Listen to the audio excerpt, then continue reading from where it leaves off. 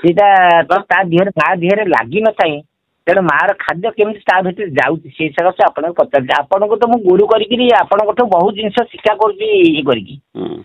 ସେ ଯୋଉ ଶୁଣ ଆମର ମା ଗର୍ଭରେ ସେ ପିଲାଟା ଗଛ ବୃକ୍ଷ ଯାହା ସିଏ ସେଇଆ।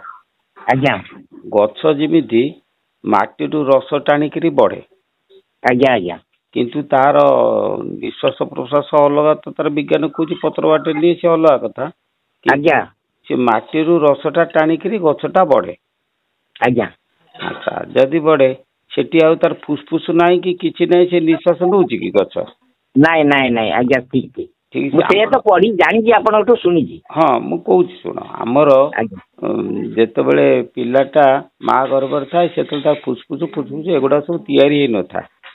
ନାଇଁ ସିଏ ତାର ଗୋଟେ ଗଛ ଭଳିଆ ଭ୍ରୂଣଟା ଥାଏ। ଆଚ୍ଛା ଆଜ୍ଞା ମଞ୍ଜିଟା ଯେମିତି ମାଟିରେ ପଡିକିରି ଚେର ଦ୍ଵାରା ସେ ରସ ଟାଣିକିରି ବଢେ। ଆଜ୍ଞା ସେମିତି ନାଭି ନାଳଟା ହଉଛି ଗୋଟେ ଚେର। ଆଜ୍ଞା ଆଜ୍ଞା ସେଇ ଚେର ଦ୍ଵାରା ସିଏ କଣ କରେ ନା ମାଟି କିଏ ସିନା ମା ଗର୍ଭ।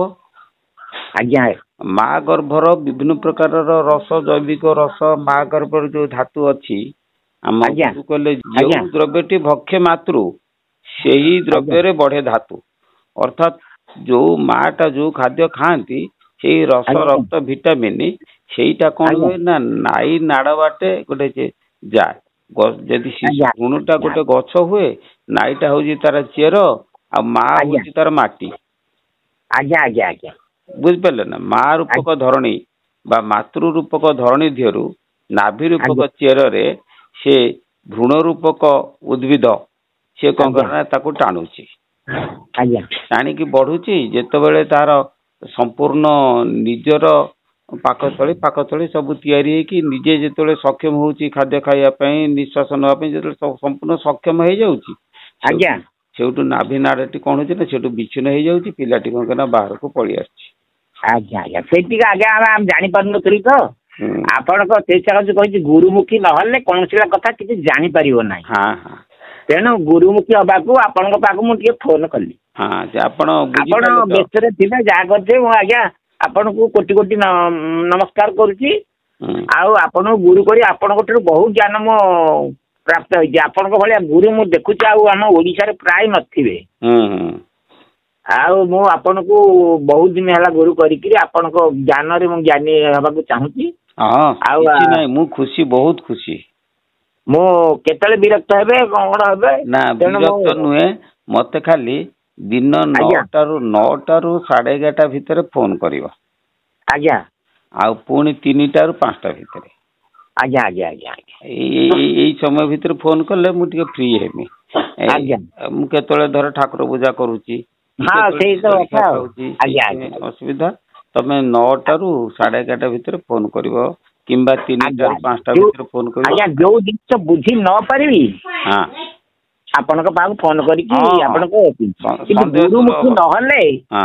ଗୁରୁମୁଖୀ ନହେଲେ କୌଣସି ଜ୍ଞାନ କୌଣସି କିଛି ଆସିବନି ଠିକ ଆସିବନି। ତେଣୁ ଆପଣଙ୍କ ମୁହଁରୁ ଟିକେ ଶୁଣିଲେ ସେଇଟା ଆମକୁ ବହୁତ ବଢିଆ ଲାଗୁଛି। ଆଉ ଇଏ କରିକି ମୁଁ ଦେଖୁଛି ଆପଣଙ୍କ ଯେତିକି ଜାଣିଛନ୍ତି କୌଣସି ଗୁରୁ ଏଭଳିଆ କେହି ଜାଣିନାହାନ୍ତି।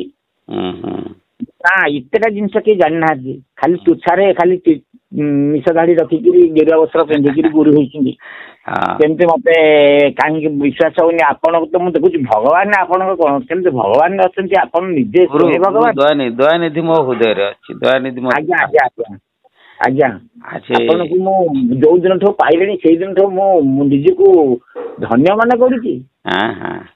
ଆପଣ ଏଭଳି ଗୁରୁ ଯେ କେହି ଲୁଚେଇକିରି କହିବେ ଆପଣ ତ ପୁରା ଫ୍ରି ଫ୍ରାଙ୍କଲି କହି ଦଉଛନ୍ତି ସବୁ। ଯୋଉଟା ପଚାରିଲେ ସେଇଟା କହି ଦଉଛନ୍ତି। ଆମର ଯେତେଟା କଳୁଷ ରହୁଛି ଯେତେଟା ଗୋଟେ ଆମେ ଜାଣିପାରୁନୁ ଭ୍ରମ ଭିତରେ ରହୁଛି ଆପଣ ସେ ଭ୍ରମକୁ ଖୋଲି ଦଉଛନ୍ତି। ଯୋଉ ଆମର ଯୋଉ ମାତୃଗର୍ଭ ଜ୍ଞାନଟା ସେ ମତେ ଜଣେ ପଚାରିଲେ ମୁଁ କହିପାରିଲିନି। ଜଣେ ସେ କହିପାରିଲେ ମାତୃଗର୍ଭ ଜ୍ଞାନ ମୁଁ କହିପାରିଲି ଆମେ ତ ମନେ ନାହିଁ ନା ଭୂମି ସରିଲା ପରେ ଆମେ କଣ ମାତୃଗର୍ଭ ଜ୍ଞାନ କଣ ମାତୃ ଜ୍ଞାନ ସେ ପଚାରିଲେ ସିଏ ପଚାରିଲେ କଣ ପ୍ରଶ୍ନ କଣ ସେ କହିଲେ ମାତୃଗର୍ଭ ଜ୍ଞାନଟା କଣ ଯିଏ କହିପାରିବ ମୁଁ ତାଙ୍କୁ ଗୁରୁ କରିବି। ମୁଁ କହିଲି ମୁଁ ସେଟା ଜାଣିନି। ନା ମାତୃଗର୍ଭ ଜ୍ଞାନ ବିଷୟରେ ମୁଁ ବା କହିଦେଇଛି। ମୁଁ ମାତୃଗର୍ଭ ଜ୍ଞାନ ବିଷୟରେ ଏପିସୋଡ ରେ ଛାଡି ନାହିଁ। ଜୀବ ମା ଗର୍ଭରେ କଣ ଜପୁଥିଲା ବୋଲି କାହିଁ ମାତୃଗର୍ଭ ଜ୍ଞାନ ବୁଝିଲ ଏଇ ରାମ ନାମ ବୋଧେ ନାଇଁ ନାଇଁ ସିଏ ଯୋଉ କହୁଛନ୍ତି ମାତୃଗର୍ଭ ଜ୍ଞାନ କଥା ଯେ କହିବା ପାଇଁ ତାଙ୍କୁ ସେ ଦିନେ ଆସନ୍ତୁ ମାତୃଗର୍ଭ ଜ୍ଞାନ ଉପରେ ମୁଁ ଏଠି ଡିଟେଲ ବୁଝେଇଦେବି। ନାଇଁ ନାଇଁ ସିଏ ମୁଁ ତାଙ୍କୁ କହୁଥିଲି ଥରେ ଯାଇଥିଲି ଆମର ଆଇଏମ୍ସ ପ୍ରଡକ୍ଟ ଆୟୁର୍ବେଦିକ ବିକ୍ରି ହଉଛି ମୁଁ ଯାଇଥିଲି ମୁଁ କହିଲି ଯୋଉ ଆମର ଯୋଉ ଅଛନ୍ତି ବ୍ରହ୍ମଚାରୀ ଯୋଉ ଆମର ଶମ୍ଭୁନାଥ ବାବା ଅଛନ୍ତି ସବୁ ବିଶ୍ୱମ୍ବର ଦାସ ତାଙ୍କୁ ବହୁତ ବଢିଆ ବଢିଆ ଜିନିଷ ଅଛି ନା ମୁଁ ଦେଖିନି ମୁଁ ତ ମାରିକି ୟୁଟ୍ୟୁବ ଦେଖିବ ବଢିଆ କଥା ତତ୍ତ୍ୱ ଜିନିଷ ବୁଝଉଛନ୍ତି ୟୁଟ୍ୟୁବ ମାରିକି ସମ୍ପୂର୍ଣ୍ଣ ମୂଳରୁ ଶେଷ ପର୍ଯ୍ୟନ୍ତ ମୋର ଭିଡିଓ ଖେଳେଇକି ଦେଖନ୍ତୁ ତାରି ଭିତରେ ମୁଁ ତ ଏଇ ଆପଣଙ୍କର ଏଇ ଜିନିଷ ଦେଖିକି ଆଜି ମୋ ଘର ଟାଟ ହେଇଗଲା ମୁଁ ଲେଖୁ ମୋ ଦାଦା ଆସିକି ପହଞ୍ଚିଲା ୟୁଟ୍ୟୁବରେ ଏଇ କାଳ ମୁଁ ରାମ ନାମ ବିଷୟ ଦେଖୁଥିଲି ବସିକି ବହୁତ ମାନେ ବଢିଆ ହେଇଛି ମୁଁ ଲେଖିଲି କାହିଁକି ମନେ ରହିବନି ଜିନିଷ ତ ହଠାତ୍ ମାତୃଘର ଜ୍ଞାନ ଆପଣଙ୍କ ମୋ ପାଟିରୁ ଟିକେ ଶୁଣିବି କୁହ ସେ ଜିନିଷ କଣ ମତେ ମାତୃଗର୍ଭ ଶୁଣ ମାତୃଗର୍ଭ ଜ୍ଞାନ ମାନେ ହଉଛି ମାତୃଗର୍ଭରେ ଯୋଉ ଜୀବ ଯୋଉ ଜ୍ଞାନ ଲାଭ କରିଥିଲା ତ ମାନେ ଯୋଉ ନାମଟା ଜପୁଥିଲା ସେଇ ଜିନିଷ ମୁଁ ଜାଣିଛି ହଁ ସେ ଜାଣଟା ମୁଁ କହିଦେଇଛି ଏଇ ଏପିସୋଡରେ ବୁଝିପାରୁଛି ମାତୃଗର୍ଭ ଜ୍ଞାନ ତମେ ଗୁରୁ କର ତମକୁ ଡିଟେଲ କହିଦିଆଯିବ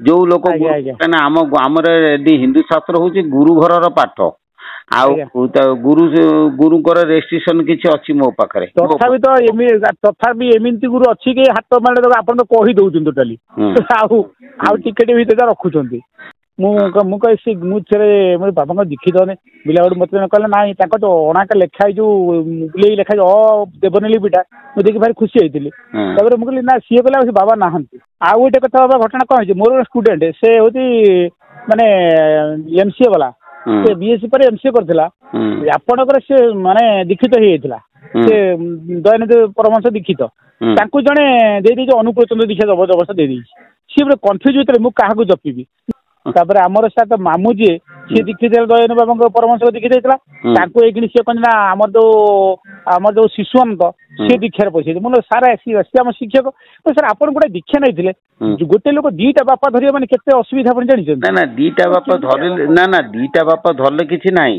ଗୋଟେ କଥା ହଉଛି ତମେ ଯୋଉ ବାପଟାକୁ ଧରିଛ ତା ପାଖରେ ଯଦି ଜିନିଷ ନଥାନ୍ତା ତମେ ଅନ୍ୟ ଆଡକୁ ଯାଇକି କଣ କରିଥାନ୍ତ ତା ପାଖରେ ଜିନିଷ ଭର୍ତ୍ତି ହେଇଛି ବର୍ତ୍ତମାନ ବିଶ୍ୱମ୍ବର ବାବା ବଞ୍ଚିଛି ଦୟାନିଧି ପରମହଂସ ଚାଲିଗଲେ ମଧ୍ୟ ବିଶ୍ୱମ୍ବର ବାବା ବଞ୍ଚିଛି କଣ ବୁଝିଲା ନା ତାଙ୍କୁ ସେ କଥା ବୁଝାଅ ଯଦି ସେ ତତ୍ତ୍ୱ କଥା ଜାଣିବା ପାଇଁ ଚାହାନ୍ତି ପ୍ରକୃତ ଜିନିଷ ଯୋଉ ବଳିଆ ବାବା କଥା କହୁଛ ସେଠି ନାମ ଟିକେ ପାଇବେ ସେ ଜାଗାରେ ବି ଜିନିଷ ନାହିଁ ଅନୁକୂଳ ଚନ୍ଦ୍ରଙ୍କ ପାଖରେ ବି ଜିନିଷ ନାହିଁ ଯାଉଛନ୍ତି ହଇରାଣ ହେବେ ତାଙ୍କର ଯଦି ଭାଗ୍ୟରେ ଅଛି ସେ ଅଧପତନ ହବା ପାଇଁ ହୁଅନ୍ତୁ ମୋର କିଛି କହିବାର ନାହିଁ କିନ୍ତୁ ସେ ପ୍ରକୃତ ମାର୍ଗକୁ ଯାଇପାରିବେନି ତାଙ୍କର ଜୀବନଟା ଭ୍ରଷ୍ଟ ହେଇଯିବ ଏଇ ଜନ୍ମରେ ମୁଁ ଜାଣିଛି ପ୍ରଣାମ ବାବା ତେଣୁ ଆପଣଙ୍କୁ କୋଟି କୋଟି ପ୍ରଣାମ କରି ମୁଁ ଆଜି ରହିଲି ମୋ ନାଁ ହଉଛି ମନମୋହନ ପାଲଟା ସିଂହ।